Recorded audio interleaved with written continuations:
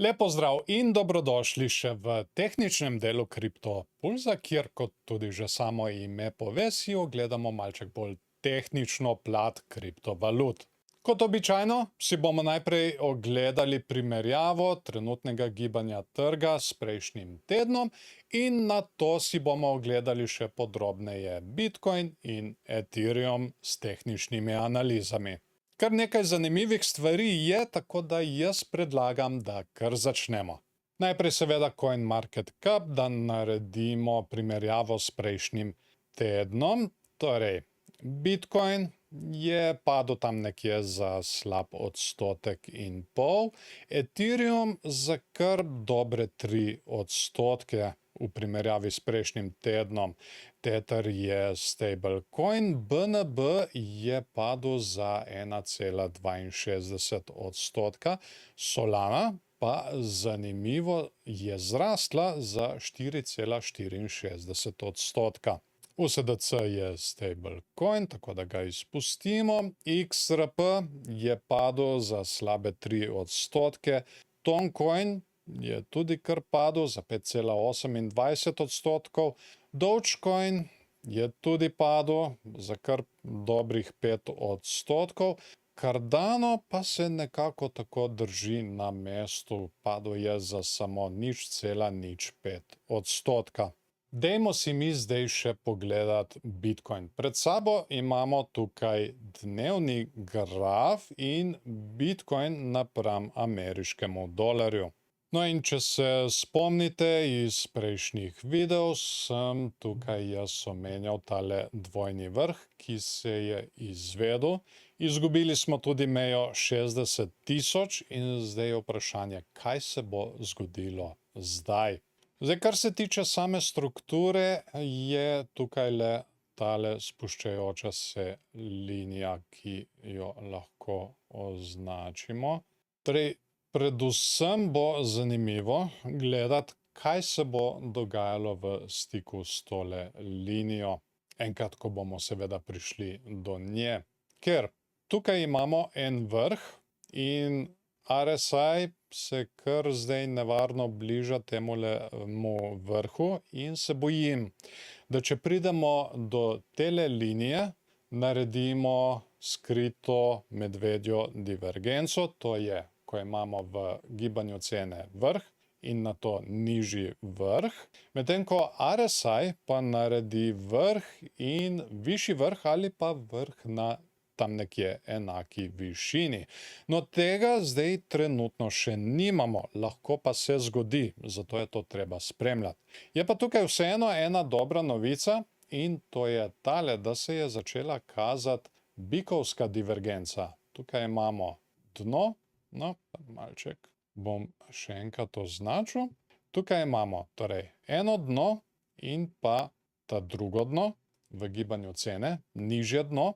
Medtem ko RSI pa je naredil tukaj eno dno in pa višje dno, kar lahko kaže na preobrat, ampak ne še, ker še vedno se lahko zgodi, da se ta divergenca nadaljuje in se še ne izvede. Najprej bo zdaj treba spremljati, kaj bo s tole skrito medvedjo divergenco, če se bo dejansko prikazala in če se bo dejansko izvedla. Tako da ja, zelo pomembne meje zdaj so tale padajoča linija tukaj, potem je meja 60.000, to je bila zelo močna meja, smo se zadrževali kar precej časa na njej, tudi odbijali smo se od nje. To je zdaj odporna cenovna meja. To pomeni, da nas od nje lahko odbije. Tako da to bo kar treba spremljati in če nas odbije od te meje in od te linije, potem lahko padamo še naprej dol in to je že ta začrtana meja, ki je na tam nekje 51.000. Oglejmo si še Ethereum. No, tukaj imamo tudi dnevni graf Ethereuma napram ameriškemu dolarju. In tukaj sem začrtal tudi to zelo pomembno mejo, ki je na tam nekje $2,900. Od te meje, kot kaže, smo se zdaj malček odbili. Vprašanje pa je zdaj, dokot bomo prišli, kakšen vzorec bomo mi delali naprej. Tukaj je zdaj začrtan tale padajoči trikotnik, ki je medvedji vzorec, ampak večkrat sem že omenil, tile padajoči trikotniki se izvedajo tam nekje v 55%, se mi zdi. Torej nimajo nekega velikega odstotka sigurnosti. Zakaj?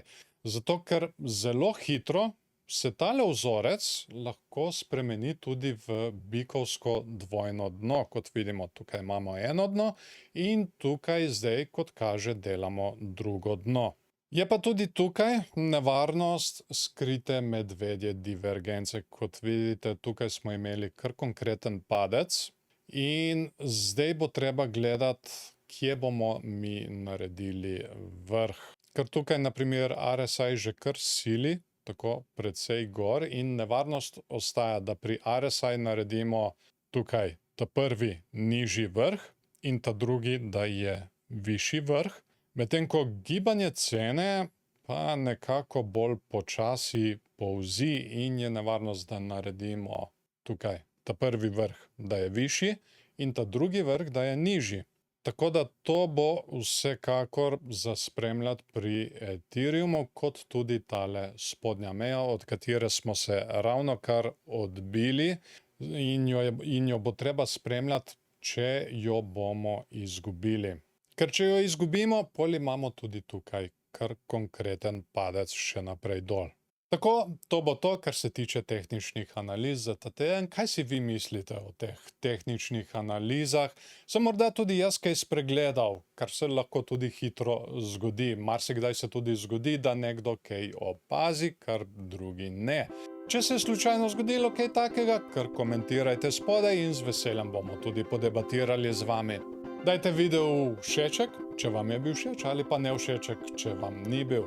In seveda ne se pozabi tudi naročiti na kanal, da ne boste naslednjega videa zamudili. Zdaj pa vas še lepo pozdravljam, imejte se fajn in se vidimo v naslednjem videu.